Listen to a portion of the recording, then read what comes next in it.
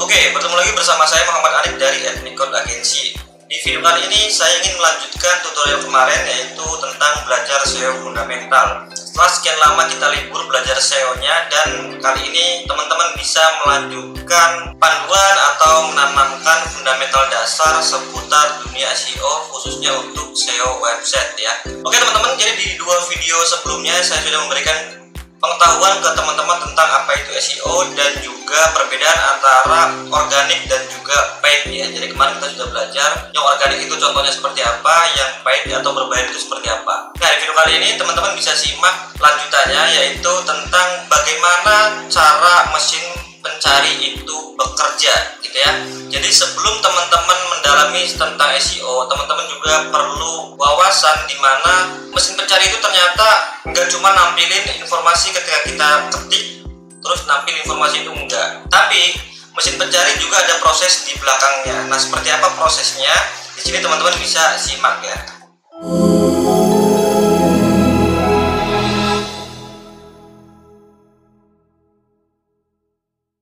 Oke, sebelum kita mendalami tentang SEO, teman-teman juga perlu mengerti bagaimana cara search engine atau mesin pencari itu bekerja, terutama dalam SEO gitu ya.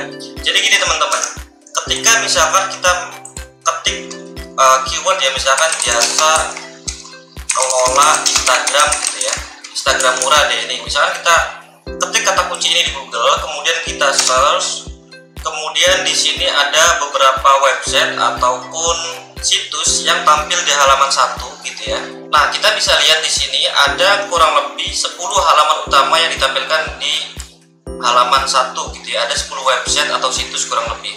Di sini Ethnicode juga salah satunya nih teman-teman ya. Di sini ada Ethnicode, terus jasa kelola akun Instagram profesional. Nah, proses dari mulai kita mengetikkan kata kunci di sini kemudian sampai tampil ke sini itu ada proses di belakangnya. Nah, inilah yang disebut cara kerja mesin pencari atau cara kerja dari SEO itu sendiri teman-teman. Jadi tahap awalnya seperti ini. Yang pertama itu ada tahapan namanya crawling ya.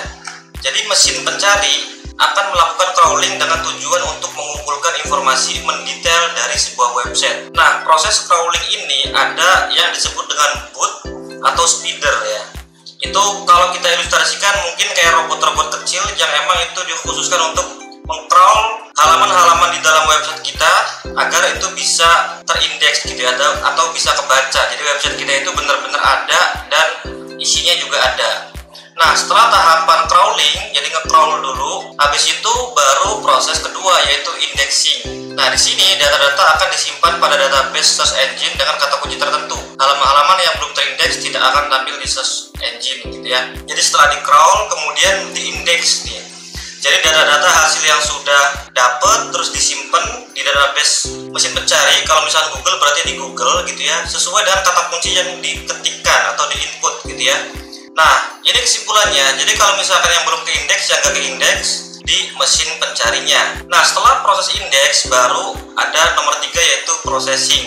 Di sini mesin pencari akan menerima permintaan dari user dengan inputan kata kunci yang diketikkan di mesin pencari. Jadi tahapan ketika kita ngetik kata kunci di sini itu tahapan processing teman-teman ya. Crawling, indexing, processing, kemudian keempat itu ada namanya calculating relevancy. Ini adalah proses perbandingan pada halaman-halaman website yang sebelumnya telah terindeks untuk mesin pencari dengan kata kunci relevan teman-teman. Nah, jadi ketika kita ngetikin kata kunci jasa kelola Instagram murah, website-website atau situs yang tampil di halaman ini itu hasil dari calculating atau perbandingan nih. Jadi kira-kira situs mana yang cocok dan layak ditampilkan di hasil pencarian tertinggi atau di halaman 1, kemudian untuk rankingnya berapa gitu. Nah, ini tuh tahap calculating relevansi. Semakin relevan isi di dalam website kita dengan kata kunci ini, maka semakin besar peluang kita bisa tampil atau menduduki di halaman pencarian ini. Oke ya. Nah, kemudian setelah dikalkulasi baru ke proses kelima yaitu retrieval. Proses mesin pencari menentukan dan memberikan halaman website yang relevan dengan permintaan user. Jadi ini adalah proses mesin mencari menentukan dan memberikan halaman website yang relevan dengan permintaan user.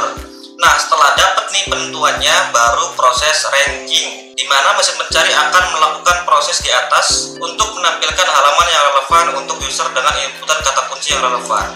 Jadi kalau misalkan website kita itu masuk dalam kalkulasi, kemudian relevan, dan akhirnya nanti Google atau mesin pencari itu menampilkan ranking website kita itu di hasil pencarian sesuai dengan kata kunci yang diketikkan. Jadi kalau misalkan jasa kelola Instagram murah ini sebagai kata kuncinya, kemudian ternyata Ethnicon tampilnya di ranking keberapa nih? Ke-6 gitu ya.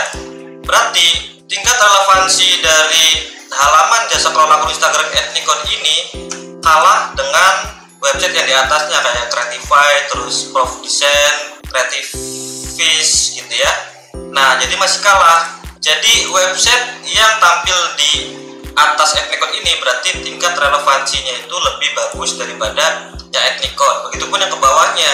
Website yang di bawah Ethnicon ini berarti tingkat relevansinya itu kurang bagus daripada Ethnicon gitu ya. Ethnicon lebih bagus dan ini kurang bagus, tapi ke atasnya sebaliknya gitu ya. Jadi semakin nanti kita ngetikin kata kunci berbeda, maka hasilnya juga akan berbeda. Intinya teman-teman, di sini saat kita belajar SEO itu kita juga perlu memahami proses ini. Artinya ketika kita nanti membangun website atau update website, develop website gitu ya, kita perlu juga memperhatikan hal-hal seperti ini. Jadi biar websitenya bisa gampang ke crawling, ke indeks, ke proses, kemudian relevan, dan akhirnya nanti websitenya bisa lebih mudah ditemukan ketika diketikkan di hasil atau di halaman pencarian Google gitu ya, atau mesin pencari lainnya, contohnya kayak Bing, Yahoo, dan sebagainya. Oke teman-teman, jadi itu adalah cara kerja search engine. Semoga bisa dipahami dan bisa menambah wawasan teman-teman seputar SEO fundamental.